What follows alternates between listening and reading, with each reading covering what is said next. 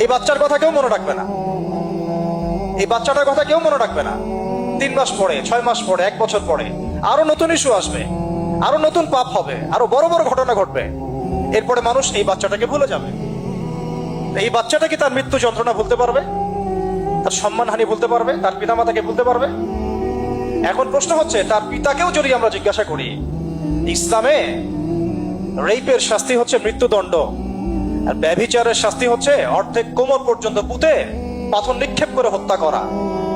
এবং বিবাহিত ব্যক্তি হলে এই শাস্তি, অবিবাহিত হলে 100 বেত্রাঘাত, 1 বছরের নির্বাসন এবং সমাজ থেকে বয়কট করা। আর ধর্ষণ হলে সরাসরি মৃত্যুদণ্ড।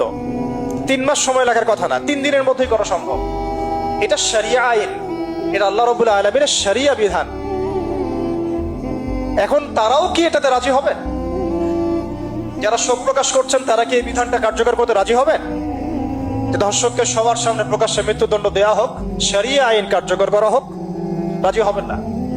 কারণ আপনারা বলবেন এটা করতে গেলে বাংলাদেশ থেকে মৌলবাদী রাষ্ট্র হয়ে যাবে। তো সমস্যার গোড়ায় আপনারা যেতে চান না, ডালপালা নিয়ে নাড়াচাড়া করেন। জেনা ফ্রি মিক্সিংটাকে উন্মুক্ত করে দেয়া হলো।